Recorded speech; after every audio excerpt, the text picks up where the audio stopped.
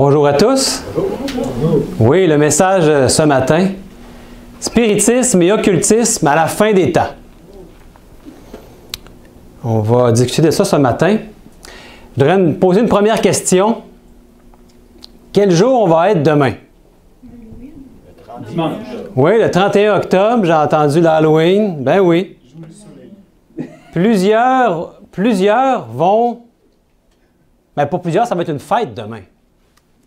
Peut-être quand vous étiez petit, vous avez déjà passé l'Halloween pour essayer d'avoir des bonbons. Ben oui. Vous êtes déguisés. Donc, beaucoup de gens vont être dans les rues demain. Puis beaucoup, on est passé ce matin en voiture, puis j'ai vu des gens, ils avaient mis beaucoup de décorations. Décorent énormément pour l'Halloween. La question qu'on va se poser ce matin, c'est est-ce que c'est une fête chrétienne? Est-ce que les chrétiens, nous les chrétiens, on devrait prendre part à une fête comme l'Halloween? Puis peut-être on peut se poser la question, mais l'Halloween, est-ce que ça vient de la Bible? Que vous avez déjà vu ce mot-là dans la Bible? Mais il y a le mot Halloween qui est dans la Bible, ça veut dire sanctifier. Comme sanctifier ses sabbats, les sabbats, mais c'est le mot. Mais le mot Halloween, non, on n'a pas ça dans la Bible. En fait, c'est quoi les origines de l'Halloween? Est-ce que vous avez déjà posé la question d'où ça vient? Oui, exactement. C'est les Irlandais, les Écossais, en tout cas en Angleterre, là, le Royaume-Uni, les Celtes, le peuple celte, qui célébrait l'Halloween. Et le mot Halloween, ça vient de Hallow, Eve comme veille, là, la veille d'un jour qui est saint. Holy Day. Le mot Hallow veut dire holy. En anglais, ça veut dire saint. Un jour qui était mis à part. Puis c'était, qu'est-ce qu'il faisait? Qu'est-ce qu'il célébrait? C'était les récoltes. Puis il célébrait les morts. C'était en honneur des morts et des esprits. Donc, un jour saint pour les morts. C'est ça que ça veut dire, Halloween. C'était origine celtique, comme on a dit. Les Celtes, il y avait les druides. Aussi, c'est un exemple d'un druide. Les druides, c'était comme des sorciers, en quelque sorte, là, qui pouvaient lancer des sorts. Puis c'était les grands prêtres du peuple celte.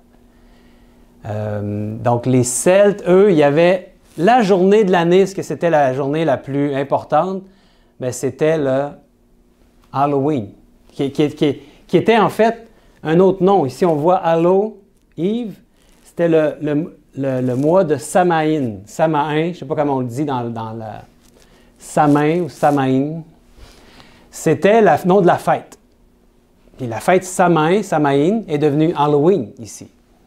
Mais pour les Celtes, c'était leur fête où est-ce qu'ils étaient des païens, ils n'étaient pas chrétiens eux autres. C'était une fête païenne. Et ça durait, c'était comme un festival des récoltes, ça durait du 31 octobre au 1er novembre. C'était le culte des morts et des esprits. Et qu'est-ce qu'ils faisaient les druides? Bien, ils devaient faire des sacrifices humains pour apaiser les dieux. Toutes les religions païennes, c'est toujours l'idée d'apaiser les dieux, pour qu'ils soient contents avec nous, puis il y avait dans l'idée qu'il fallait sacrifier des humains. Et ce qui est assez terrible, c'est qu'ils ils prenaient un bébé, puis ils le mettaient dans le feu. Je veux dire, c'est pas agréable de penser à ça, mais qu'on peut se rendre jusqu'à là. Mais dans leur croyance, c'était pour leur Dieu. Donc, le bébé, pour eux, c'était un honneur, tu sais. Mais c'était un meurtre qu'ils faisaient. Puis il y avait des gens qui sautaient dans le feu, il y en a qui sacrifiaient aussi, qui mouraient comme ça, toujours dans le but d'apaiser leur Dieu. Cette journée-là aussi, c'était la journée divination. Vous savez ce que ça veut dire, la divination? C'est que tu peux consulter des esprits ou des morts, puis ils vont te donner la bonne aventure, ils vont te dire ce qui va t'arriver. Tu vas pouvoir poser des questions, avoir des conseils. Donc, c'était le jour de l'Halloween, le Samhain, la journée la plus favorable de l'année pour avoir des réponses. Tu pouvais donner une offrande, tu avais des réponses. Les dieux allaient te répondre, ou les esprits, les morts. Il y avait aussi, ça vient de là, hein, aux États-Unis, ils font ça, trick or treat. Tu passes devant les maisons avec ton sac pour avoir des bonbons, puis tu dis trick or treat. Ça veut dire une gâterie où je te menace. C'est comme une forme d'extorsion. Tu sais, si tu ne me donnes pas des bonbons, je vais faire un mauvais coup. Puis ça vient dans le temps aussi de la fête de Samaïn par les Celtes. Eux autres, ils disaient ça, ils promenaient avec une citrouille. C'était, vous savez, l'histoire de la citrouille, hein, c'est Jack O'Lantern en anglais. Jack, c'est le nom populaire pour Satan. C'est comme son petit nom qu'il se fait appeler Jack. Puis qu'est-ce qu'on faisait avec... à l'époque, c'était pas des citrouilles qu'ils prenaient, c'était des navets, des gros navets. Je ne sais pas si c'était des rutabagas ou des rabioles, là, mais en tout cas, ils prenaient des navets puis ils vidaient l'intérieur. Puis quand les Irlandais sont venus en Amérique, au Canada, États-Unis, ils ont utilisé des citrouilles. C'était plus facile à creuser l'intérieur, une citrouille. Hein? Puis là, ils faisaient une forme de visage soit souriant ou soit pas souriant. Puis ils mettaient une chandelle à l'intérieur. Encore aujourd'hui, ça se fait énormément. Puis les autres, ils pensaient qu'en passant avec la navet, avec la lumière à l'intérieur, c'est comme si c'était la demeure de l'esprit. Il y avait l'esprit qui était dans la... C'est comme si c'était un appel aux esprits qui venaient dans le navet avec la lumière. Puis là, ils se promenaient par les maisons pour avoir des friandises, des choses à manger. Puis si les gens ne donnaient pas, ils disaient, moi j'ai un démon là-dedans, ou j'ai un esprit. Fait que, tu sais, il va... Jack est là, c'est ça. Fait que ça faisait peur aux gens, c'était la peur. Les gens voulaient apaiser les esprits, donc ils ne voulaient pas avoir de problème. Donc, ils se déguisaient aussi, en toutes sortes de déguisements, mais des déguisements surtout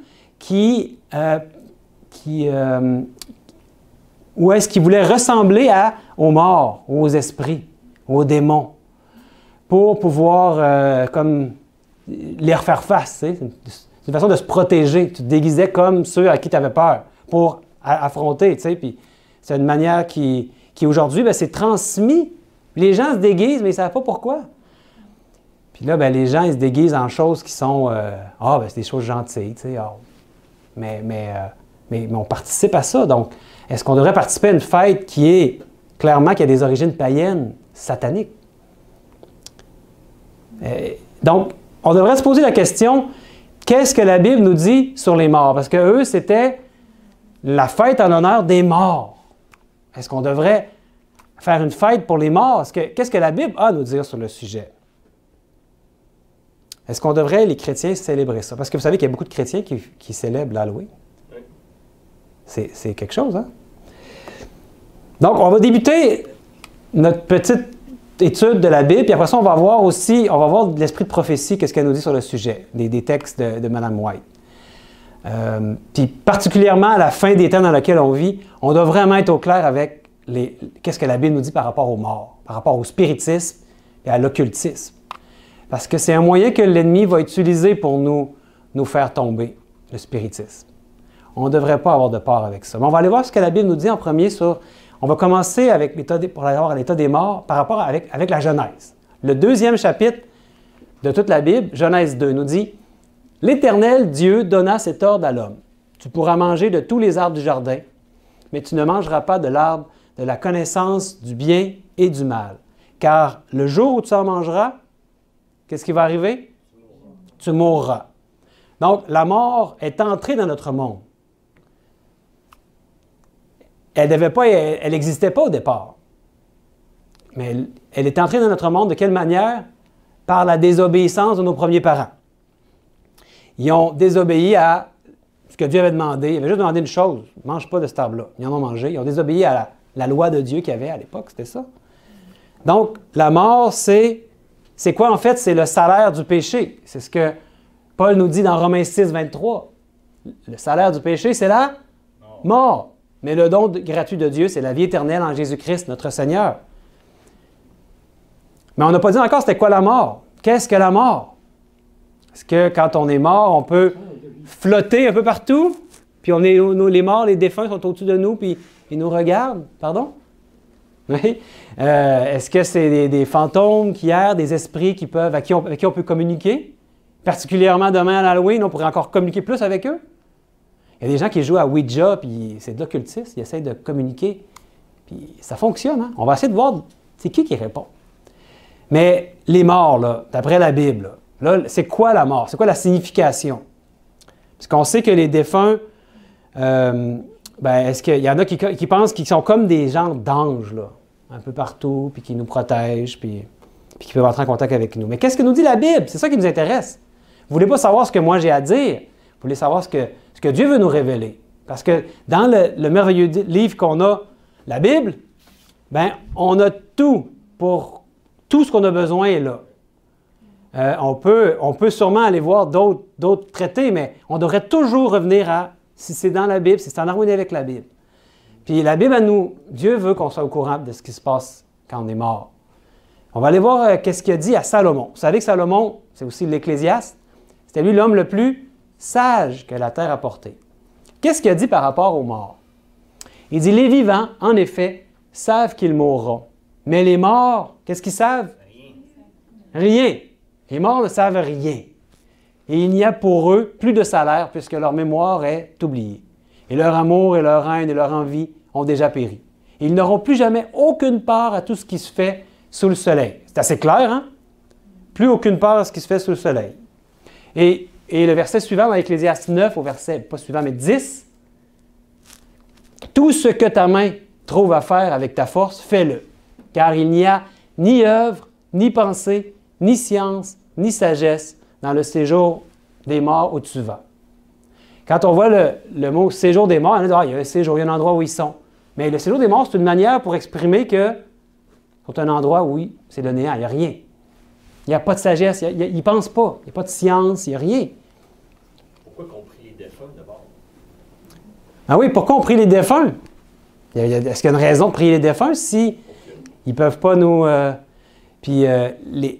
D'ailleurs, c'est intéressant parce que les saints, parce que les régions catholiques parlent de saints, mais ce sont des défunts.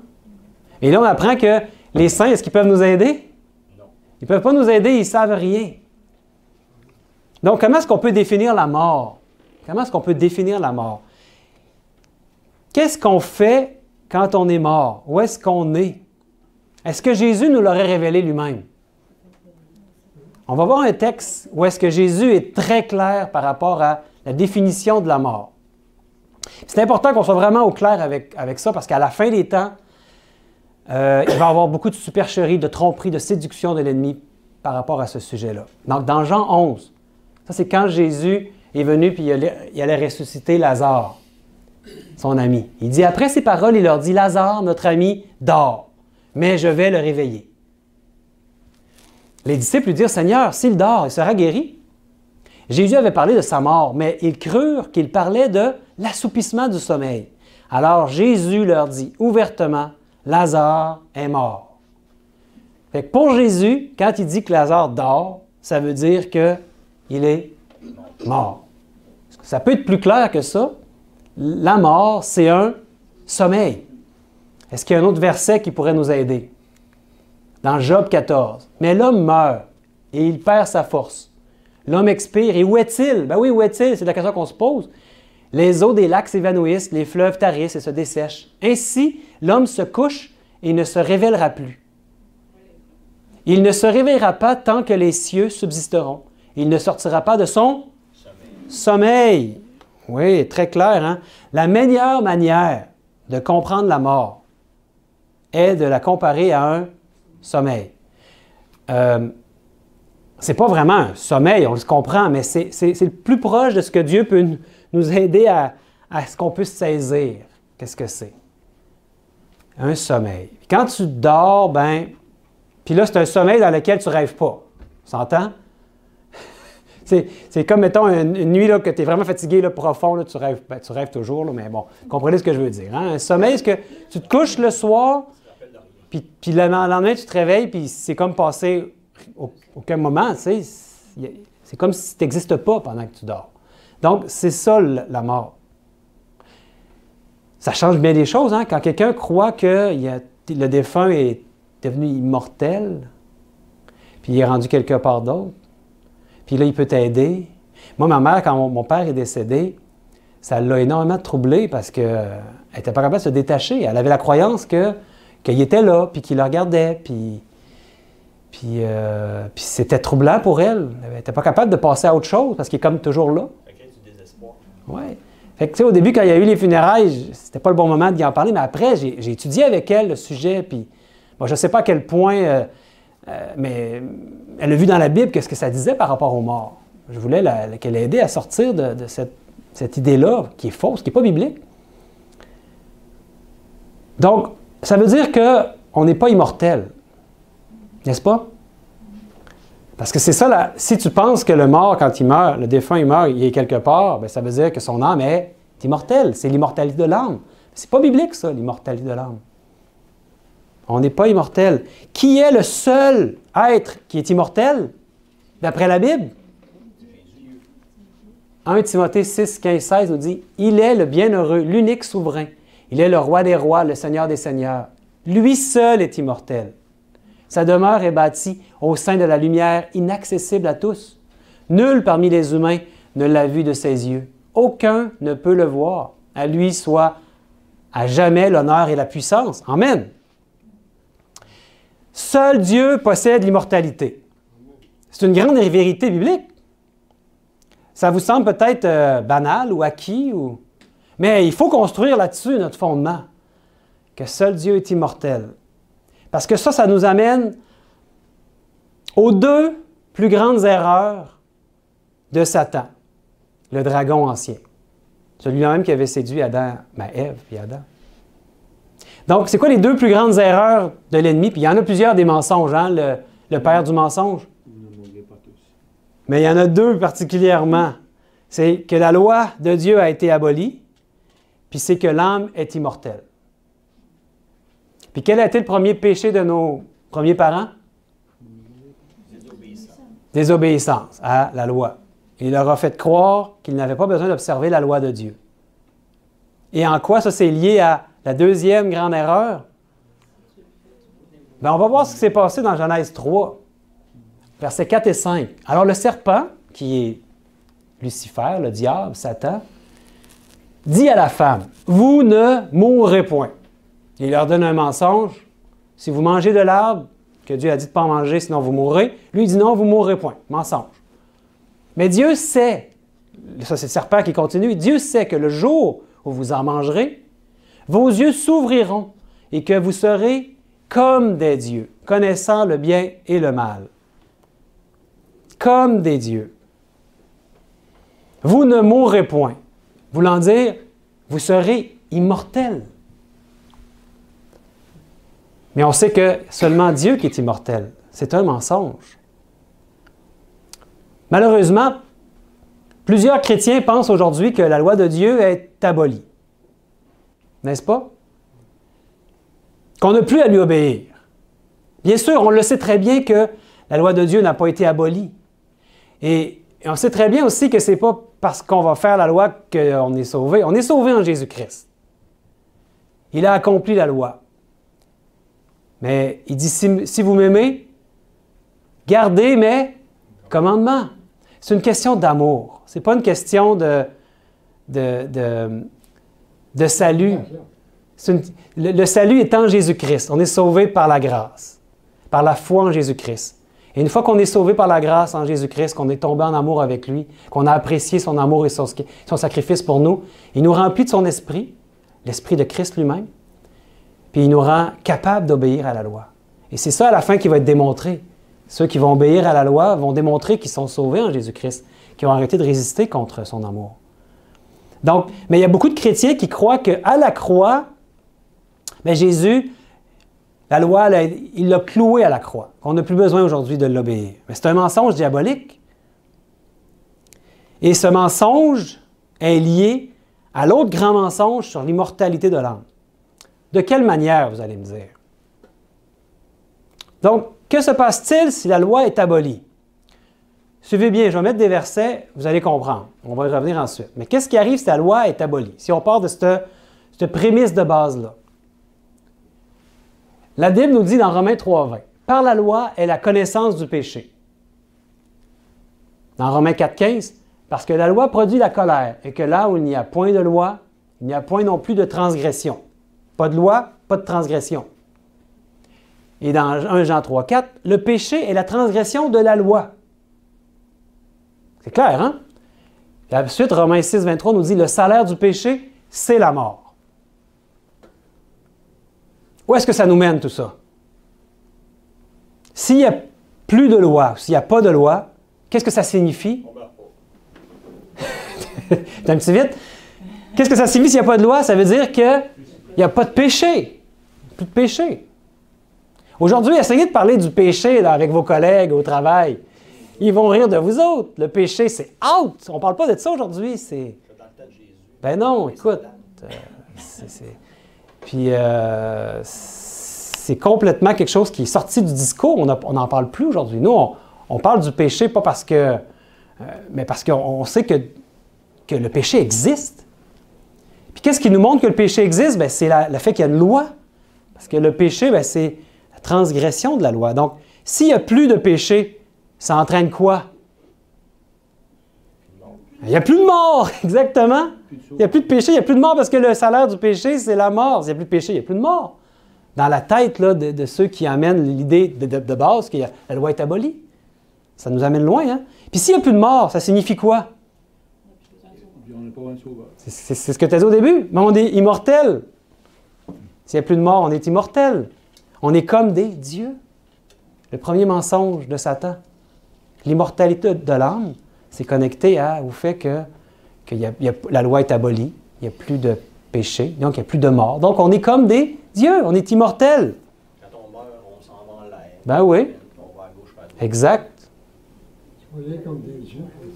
Ben oui. Mais qu'est-ce qu'on a vu dans 1 Timothée 6? Que seul Dieu est immortel. Puis il y a un autre verset aussi qui en parle dans 1 Timothée 1,17, on l'a vu tantôt.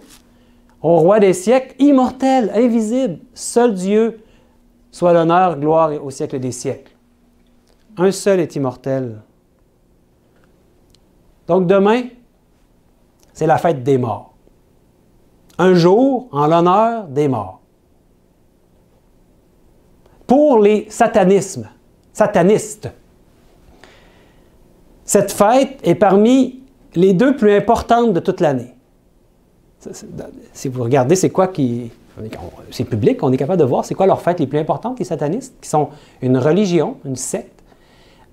Ben, pour eux, là, il y a une fête au printemps, je ne sais pas c'est quoi le nom exactement, mais une des fêtes, les deux fêtes les plus importantes, c'est demain, l'Halloween. Puis, vous savez, les catholiques, quand ils ont christianisé le peuple celte, ben, ils ont christianisé aussi leur fête païenne. Ils ont voulu comme les amener avec eux. Puis ils ont fait ça avec beaucoup, beaucoup de fêtes aujourd'hui qui n'ont pas aucun rapport avec la Bible. L'Halloween, ce n'est pas une fête qu'on devrait fêter selon la Bible. Mais ils en ont fait une fête chrétienne ou catholique, parce que moi, je ne dis pas que c'est une fête chrétienne. C'est pas biblique, on le sait. Donc, ils ont fait d'une fête païenne, quand ils appellent ça, la Toussaint. Donc, c'est en l'honneur de tous les saints. Mais on le dit, les saints, on a dit qu'est-ce qui arrive avec les humains? Ils sont morts. Donc, les saints sont morts. Et quand tu fais une fête aux saints, puis que tu es en leur honneur, puis tu fais une journée spéciale pour eux, c'est une abomination devant l'Éternel. C'est la même chose que la fête qu'ils faisaient pour la Samaïne, là, les Celtes. La fête à tous les saints, la Toussaint. On ne devrait pas avoir rapport à ça non plus. Ce n'est pas une fête biblique, pas une fête chrétienne. Donc, allons-nous prendre part à cette fête? Encore, Julie, sur Facebook, je pense que tu as vu ça, elle a plein d'amis chrétiens, adventistes et chrétiens qui montrent plein de choses qu'ils font dans leur vie, puis il y en a qui se préparent leur costume, des chrétiens, des adventistes même, qui vont fêter l'Halloween. C'est pas notre place. Même si on se dit, je ne vais pas aller dans les rues, mais je vais mettre mon déguisement. Tu es en train de participer à la fête satanique. On sait que les morts dorment, ils ne savent rien. On ne devrait pas faire une fête en leur honneur. En fait, ce qui est derrière, c'est la communication avec les morts. C'est ce que les êtres humains voudraient, parce que si tu peux communiquer avec quelqu'un qui est dans l'au-delà, ben, tu peux savoir des choses sur ta vie, sur ton futur, avoir des conseils. On est curieux, on voudrait savoir ça. Appeler des voyantes, et c'est la même chose. Hein? Mais si on communique avec des morts, On communique avec des démons. on communique avec qui finalement? Avec Satan. Avec le mauvais esprit. On va voir un texte, la Bible, est-ce qu'elle nous parle de c'est qui ces personnes-là? Ou c'est qui ces entités-là, on va le dire? Dans 1 Corinthiens 10, versets 19 à 21. J'ai mis un peu de contexte, là. Que dis-je donc? Que la viande sacrifiée aux idoles est quelque chose ou qu'une idole est quelque chose? Nullement. Je dis que ce qu'on sacrifie, on le sacrifie à des démons et non à Dieu. Or, je ne veux pas que vous soyez en communion avec les démons. Vous ne pouvez boire la coupe du Seigneur et la coupe des démons. Vous ne pouvez participer à la table du Seigneur et à la table des démons. On ne peut pas dire qu'on loue un culte à Dieu et après ça, on loue un culte à Satan lors de l'Halloween. Ça ne marche pas. Faites pas ça. On ne devrait pas communiquer avec les démons. Mais les gens ne pensent pas qu'ils communiquent avec des démons, ils pensent qu'ils communiquent avec des morts. Mais les morts dorment. Donc, il y a quelqu'un qui réclame ça, là, tu veux parler avec... Tu veux aller dans quelque chose, tu rentres dans quelque chose qui n'est pas permis, qui n'est pas supposé, qui n'existe pas, les morts dorment, mais les mauvais anges, eux autres, vont jouer le jeu. Ils vont se faire passer pour des défunts. On va le voir, on va voir des textes de Mme White. Donc, lors de l'Halloween, les sorciers et les sorcières, ça existe-tu ça dans des sorciers et des sorcières? Ou c'est juste des affaires qu'on voit dans les films? Des gens là, qui sont en contact avec pas les morts, mais les démons. Les démons peuvent leur donner des pouvoirs. Si tu deviens un canal, bien, les démons vont t'utiliser. Puis tu vas pouvoir envoyer des sorts. Tu vas pouvoir devenir un sorcier ou une sorcière. Les druides, aujourd'hui, il y en a encore. Hein? Puis ils sont ni plus ni moins des sorciers. Et c'est du satanisme.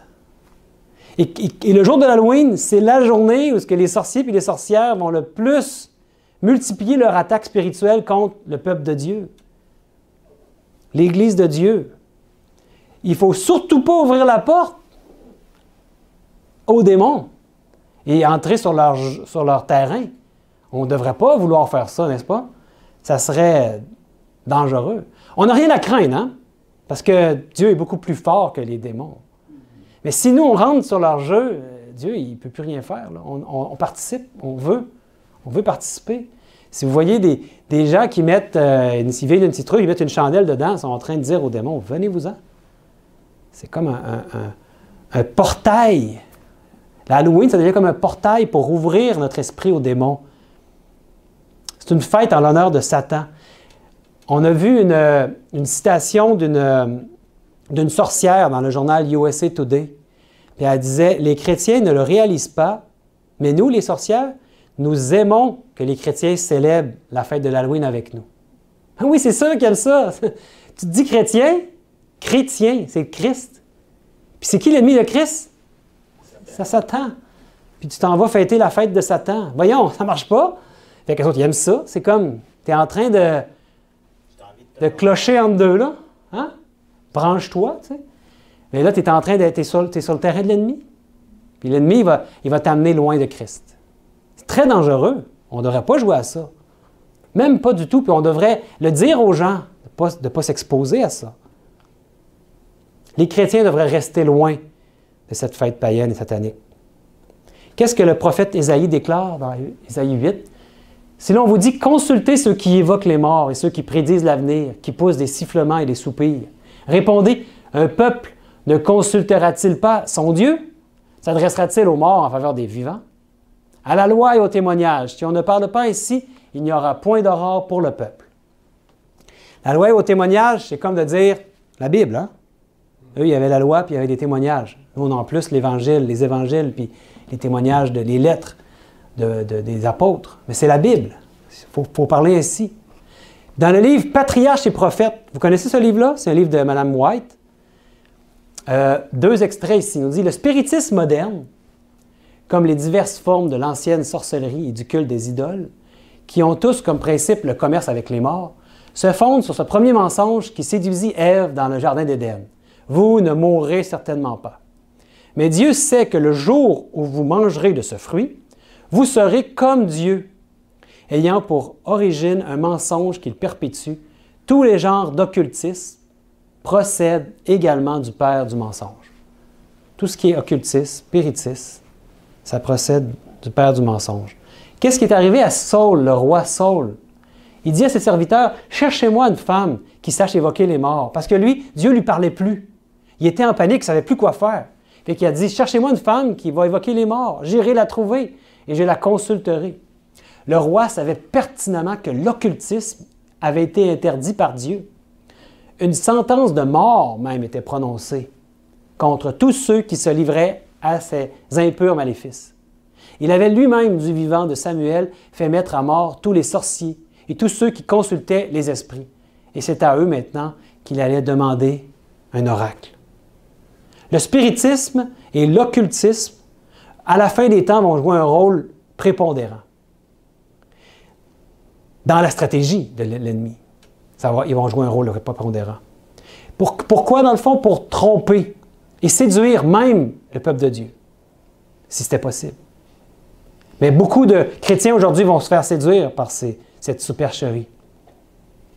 C'est pour ça qu'on doit vraiment bien comprendre la question de l'état des morts. Ce qu'on a regardé aujourd'hui, c'est seulement quelques versets, mais je vous encourage vraiment à aller sonder les Écritures pour voir ce que la Bible a à dire sur ce sujet-là. Ça va vous aider, ça va vous fortifier. Moi, je vous encourage à sonder les Écritures par vous-même pour découvrir la vérité. Puis ne pas être pris au piège par les mensonges, les tromperies, les séductions du diable. L'esprit de prophétie nous parle de deux grands mensonges. On les a ici. Satan entraînera le peuple dans ses subterfuges. Vous savez, c'est quoi les subterfuges? Des tromperies, des mensonges. De quelle manière qu'il va entraîner le peuple dans ces mensonges? Par les deux grandes erreurs, l'immortalité de l'homme et l'observation du dimanche. Encore, ça revient à la loi. La première pose les fondations du spiritisme, l'immortalité de l'homme, et la seconde crée un lien de sympathie avec Rome. Parce que Rome, c'est par son autorité qu'ils ont changé la loi de Dieu, par leur autorité. Et ici, elle dit, les saints doivent avoir une compréhension parfaite de la vérité présente, qu'ils doivent étayer sur les Écritures. Il ne faudra pas se fier à nos sens à la fin. Nos sens vont nous tromper. Il va falloir se fier à les Écritures. Si quelqu'un arrive, se passer pour... On va voir ce qu'elle va nous dire. Hein. Ils doivent comprendre la question de l'état des morts, car les esprits du mal leur apparaîtront encore, se faisant passer pour des amis et des parents, qui leur déclareront que le sabbat a été changé, en avançant également d'autres doctrines non bibliques. Hey, si un mort, un ami, vient vous voir, puis vous savez que Satan et les démons sont capables de se faire passer pour des êtres chers. Pensez-vous qu'ils vont s'en priver si c'est le moyen de vous tromper? Ils vont venir à vous, puis qu'est-ce qu'ils vont faire? Ils vont se faire passer pour un être cher qui va venir pour vous parler. Vous allez être tellement saisi par ça, vous allez être ému, puis là, ils vont vous déclarer que ça va être échangé. Vous allez savoir tout de suite que c'est une tromperie. D'abord, vous allez savoir que votre défunt ne peut pas venir vous parler, parce que vous en êtes averti. Puis vous allez savoir aussi que ça ne vient pas de la Bible, ce qu'il vous propose. Ça vous amène contre les Écritures. Donc ça, c'est votre sauvegarde aussi. La connaissance qu'on a aujourd'hui sur l'état des morts, les Écritures, c'est notre sauvegarde. Est-ce que ça va être facile de ne pas y croire? Il faut être solide, là. Là, on arrive à la fin des temps, là. C'est bientôt, là. On le voit, tous les signes nous montrent que c'est bientôt. Il va y avoir des grands prodiges. Vous êtes d'accord qu'on continue encore avec quelques textes qui vont nous aider? Les saints doivent avoir une compréhension parfaite. Ah, on l'a lu ça, hier. Ici, un prochain texte. Il n'est pas difficile pour les anges du mal de se faire passer aussi bien pour des saints que pour des pécheurs décédés, et de rendre ces apparitions visibles aux yeux humains. Ces manifestations seront plus fréquentes et d'un caractère plus spectaculaire à mesure que nous approcherons de la fin des temps. On y est, mes amis. Ça va être très spectaculaire. Difficile de ne pas y croire, même. Sébastien, Oui? j'entends souvent des gens me dire, des catholiques, qui me disent « il y a eu une manifestation de la Vierge Marie telle place puis telle place. » Mais oui! On dirait que c'est pour les amener à se dévier des Saintes Écritures. Tout à fait. Juste un bon point, quand on parle de la Vierge Marie, est-ce qu'elle est décédée? Oui. Ça veut dire, elle est où présentement? Est-ce qu'elle est au ciel ou elle... adore. D'après les Écritures, adore. Moi, j'ai rien contre Marie. C'est une femme sûrement extraordinaire. C'était la mère de Jésus, spéciale. Bénie entre toutes les femmes. Mais elle ne peut rien pour vous. Elle ne peut rien pour vous. Il y a des gens qui ont des statues de Marie puis ils nous voient un culte. Bien, Marie, quand il y a des apparitions de Marie à des endroits, si ce n'est pas Marie, parce qu'elle est morte puis elle adore, c'est qui? C'est des démons. Donc, ils savent que les gens vouent un culte à Marie. Puis il y a des pays dans le monde où c'est beaucoup plus qu'ici. Là. Si vous prenez des pays comme ton pays, Xavier, au Mexique. Et moi, quand j'étais allé au Chili, il y avait des statues de Marie partout sur les montagnes. Ici, c'est des croix. Là-bas, c'est des statues de Marie. Ils voient vraiment un culte à Marie. Donc, quand ils voient des choses surnaturelles que Marie va faire, ils vont penser que c'est Marie, mais ça va être des démons. Ils vont être trompés. Ils vont être séduits. Satan va faire une séduction appropriée pour chacun selon ses croyances, selon la petite brèche qu'il a donnée aux esprits mauvais puis aux démons. Parce que ce qu'ils veulent, ce n'est pas notre bien, c'est notre mort, c'est notre destruction.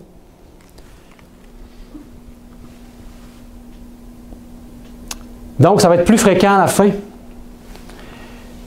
Elle dit ici dans Le signe des temps, 26 août 1889, c'est l'une des ruses les plus efficaces et les plus fascinantes de Satan, spécialement pour gagner la sympathie de ceux qui ont déposé leur bien-aimé dans la tombe.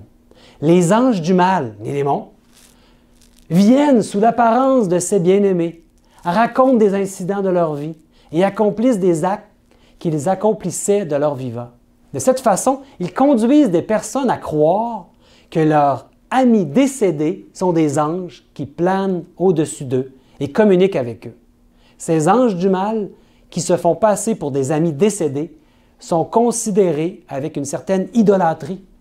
Et pour beaucoup, leur parole a plus de poids que la parole de Dieu. C'est là que c'est grave.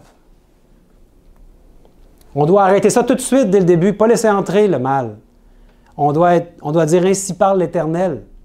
Loigne-toi de moi, Satan, si ça vous arrive. On ne joue pas sur ce terrain-là. Ici, dans le livre « La tragédie des siècles », si vous n'avez jamais lu, moi je vous le conseille vivement, très bon livre. Il, on parle de Satan, a le pouvoir de faire paraître devant les hommes l'apparence de leur ami décédé. Leur imitation est parfaite, leur apparence familière. Leurs paroles, leur intonation sont reproduites avec une merveilleuse précision. Plusieurs seront confrontés à des esprits du mal, incarnant des parents bien-aimés et enseignant les hérésies les plus dangereuses.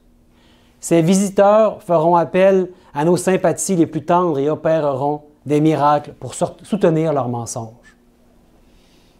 S'ils se présentaient à nous, les démons, avec des cornes puis avec une fourche dans la main, comme on aime bien les dessiner, puis ça leur dérange pas qu'on pense qu'ils sont comme ça. Hein?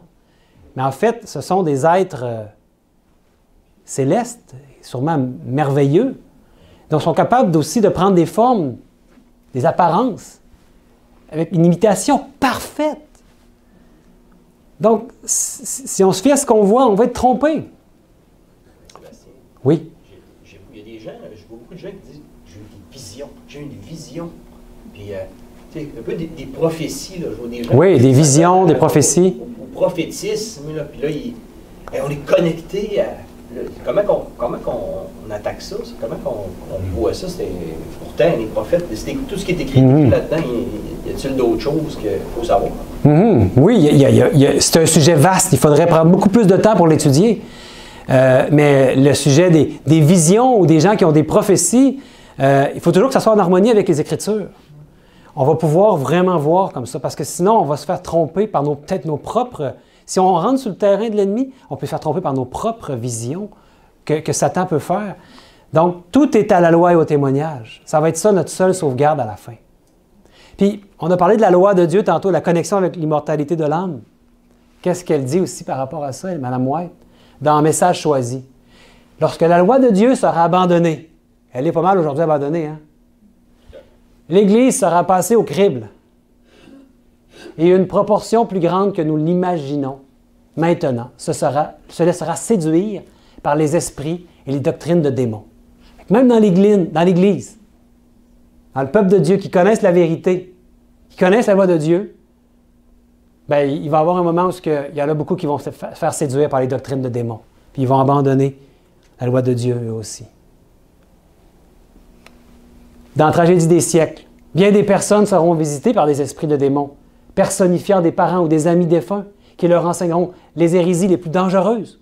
Ces intrus feront appel à leur plus tendre sympathie et appuieront leur dire par des miracles, des prodiges. Pour être capable de les repousser, il faut connaître quoi? La vérité scripturaire, la Bible, les Saintes Écritures, notre seule sauvegarde qui nous révèle que les morts ne savent rien et que les revenants sont des esprits de démons.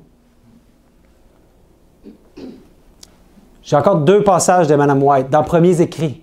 Un très bon livre aussi que je vous recommande. Elle dit « Je vis que bientôt on considérerait comme un blasphème le fait de parler contre les esprits frappeurs. Que ce phénomène se répandrait de plus en plus, que la puissance de Satan augmenterait et que quelques-uns de ses dévoués disciples auraient le pouvoir de faire des miracles, jusqu'à faire descendre du feu du ciel sur la terre à la vue des hommes. Il me fut montré que les frappements et le mesmérisme, ces magiciens modernes, expliqueraient tous les miracles opérés par notre Seigneur Jésus-Christ, et qu'un grand nombre de gens croiraient que toutes les œuvres merveilleuses accomplies par le Fils de Dieu, lorsqu'il était si bas, le furent par cette même puissance. Et qui vont réduire les miracles que Jésus a fait à quelque chose qu'eux aussi sont capables de faire. Qu'est-ce qu'elle a eu, Ellen White, comme vision? Elle dit « Je fus transporté à l'époque de Moïse, et je vis que les signes et les merveilles que Dieu opéra par lui devant Pharaon furent imités pour la plupart par les magiciens d'Égypte. » On le voit dans la Bible. Et qu'immédiatement avant la délivrance finale des saints, maintenant, bientôt, Dieu agirait puissamment en faveur de son peuple et qu'il serait permis à ces magiciens modernes d'imiter ses œuvres. Ça veut dire que Dieu va faire des prodiges, des signes. Qu'est-ce qu'il va faire, Satan? Pareil. Parce qu'à l'époque, là, quand Moïse allait voir Pharaon, puis que Dieu faisait des grands prodiges pour que Pharaon, son cœur, puisse enfin s'ouvrir et laisser partir le peuple. Mais à chaque fois, les illusionnistes ou c'était probablement pas juste des illusions, hein? Il y avait le pouvoir de Satan avec eux. Ils faisaient eux aussi des prodiges. De moindre envergure, et la plupart des plaies, ils ont été capables de faire l'équivalent. À la fin, c'est ce qu'elle a vu. Il va être permis, hein, parce que rien n'arriverait si Dieu ne l'aurait pas permis. Ça veut dire qu'à la fin, son peuple, il ne pourra pas se fier d'un côté ou de l'autre au miracle d'un ou de l'autre. Ça va être nos sens. La seule chose qu'ils vont pouvoir se fier, c'est aux Écritures. Et c'est ça que Dieu veut. Il veut qu'on se fie pas à nos sens, mais aux Saintes Écritures, à ce qu'il nous a déjà révélé. Puis il écrit ça va dans notre cœur. Et si on se fie à nos sens, on va être trompé, mes frères et sœurs. Ce temps viendra bientôt. Nous aurons alors à nous appuyer fermement sur le bras puissant de Jéhovah, car tous ces grands signes et ces prodiges ont pour but de séduire le peuple de Dieu et de le renverser. Nos esprits doivent se reposer sur Dieu, et il ne faut pas que nous ayons la même crainte que les méchants, ni révérer ce qu'ils révèrent, mais être fermes dans la vérité. Si nos yeux pouvaient s'ouvrir, nous verrions les mauvais anges autour de nous, cherchant de nouveaux moyens pour nous nuire et nous détruire. Et nous verrions aussi les anges de Dieu qui nous protègent contre leur pouvoir. Car le Seigneur veille toujours sur Israël. Nous sommes l'Israël spirituel. Il veille sur nous, il protégera et sauvera son peuple. S'il met sa confiance en lui. Lorsque l'ennemi déferlera sur nous comme un fleuve, l'Esprit de Dieu lèvera sa bannière contre lui. On n'a rien à craindre. Dieu nous protège. Mais on doit être ferme dans les vérités bibliques. Plus que jamais dans toute l'histoire de l'humanité, on doit être ferme pour ne pas nous laisser tromper. Et le Seigneur veille sur son peuple et le protège des puissances maléfiques. Et vous savez quelle est la force principale du chrétien? Dans le livre Testimonies for the Church, il ne l'a pas en français, mais dans le livre Évangélisé, ça a été traduit en français. Ça dit « La prière de la foi est la force principale du chrétien. Et elle prévaudra certainement contre Satan. » Il y a le mot « certainement » ici. Donc, ça veut dire quoi? Notre connexion avec Dieu. Oui, les Écritures, puis notre connexion avec Dieu, le seul vrai Dieu, et son Fils Jésus. Notre relation avec lui doit être plus forte que jamais dans toute l'histoire de l'humanité. Vous connaissez peut-être dans la Bible des hommes de prière, des femmes de prière. Bien, on va devoir être comme ça, puis peut-être même plus. Comme jamais auparavant, on doit être proche de notre Sauveur, notre Créateur. Mais elle prévaudra certainement contre Satan. Aucun doute. C'est pourquoi l'adversaire insinue que nous n'avons pas besoin de prier. Il déteste le nom de Jésus, notre avocat. Et quand nous venons à lui pour obtenir son aide, l'armée de Satan est en alerte. Si nous négligeons de prier, nous servons sa cause, car alors il nous est plus facile de souscrire à ces prodiges mensongers. Mais on sait quoi faire maintenant. Puis, elle dit que le nom de Jésus, c'est le nom que l'ennemi déteste le plus. Jésus, elle dit, notre avocat. Notre avocat. Vous savez ce que ça veut dire, avocat? Hein? C'est le paraclet, le consolateur. Notre seul consolateur, Jésus-Christ, va envoyer ses anges. Notre conseiller. Notre conseiller, oui, il va envoyer ses anges pour nous délivrer et nous protéger de tout mal. On peut dire amen à ça? Il a promis qu'il va être avec nous tous les jours jusqu'à la fin du monde. L'Esprit de Jésus-Christ, notre avocat, notre consolateur. Mais si on néglige la prière, nous dit le texte ici, bien, il nous sera plus facile de tomber dans les pièges sataniques qui sont des prodiges mensongers. On doit se séparer du monde et surtout des mensonges que Dieu nous révèle, tels que le spiritisme et l'occultisme, et comme cette fête en l'honneur des morts, l'Halloween. On doit se séparer de ces choses-là, même pas y toucher de loin. Êtes-vous d'accord que nous ne devrions avoir aucune part avec les œuvres des ténèbres?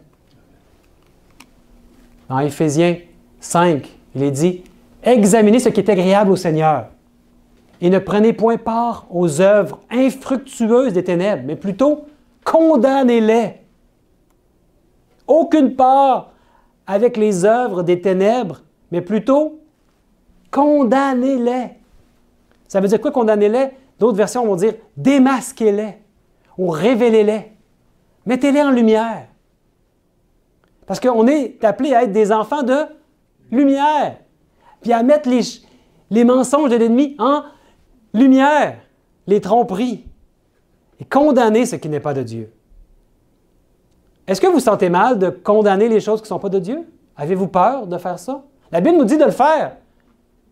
Est-ce que vous vous sentez appelé à même condamner des choses qui ne sont pas de Dieu? Oui, c'est dur.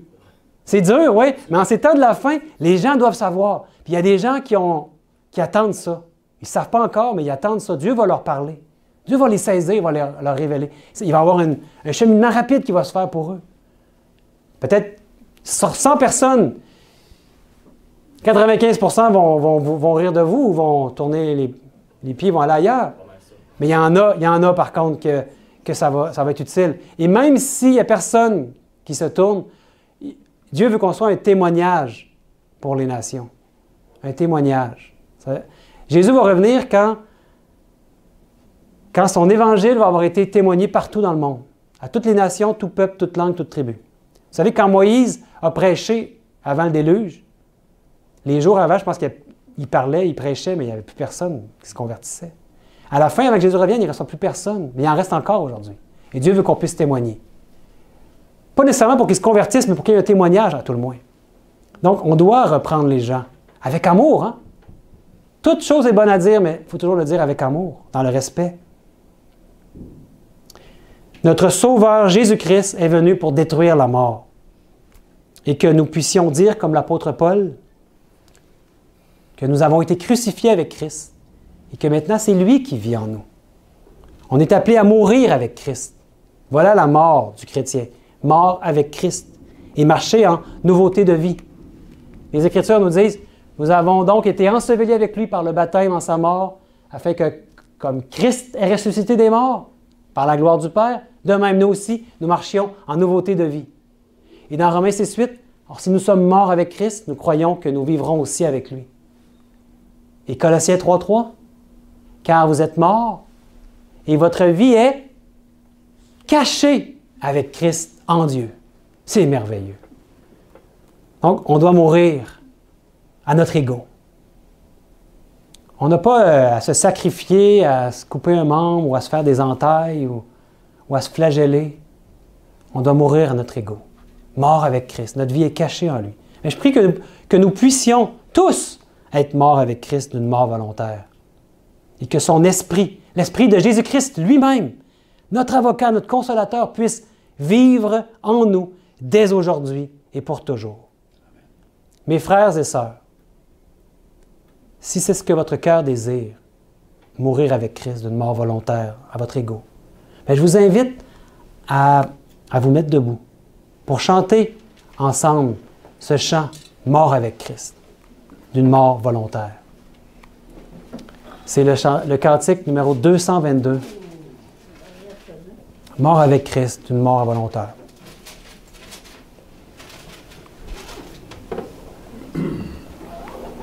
Chantons ensemble. Oui, 222.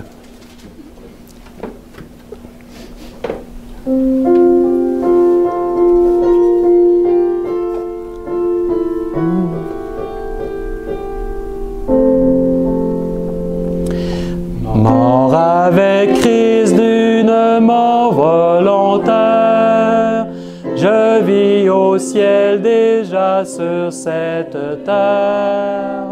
En attendant son glorieux retour, je suis gardé par lui de jour en jour. Jour après jour gardé par son amour. Jour après jour à l'abri de ton aile. C'est le repos et la vie éternelle. Je t'appartiens, ô Sauveur, pour toujours. Dans mes combats pour le bien, pour le juste, flotte sur moi son étendard auguste. Et son regard qui me sourit des cieux, jour après jour me rend victorieux. Jour après jour gardé par son amour, jour après jour à l'abri de ton aile. C'est le repos et la vie éternelle. Je t'appartiens, ô Sauveur, pour toujours. Amen. Il n'est douleur que son cœur ne partage. Il n'est fardeau dont il ne me soulage. Il n'est de pleurs qu'il ne daigne tarir.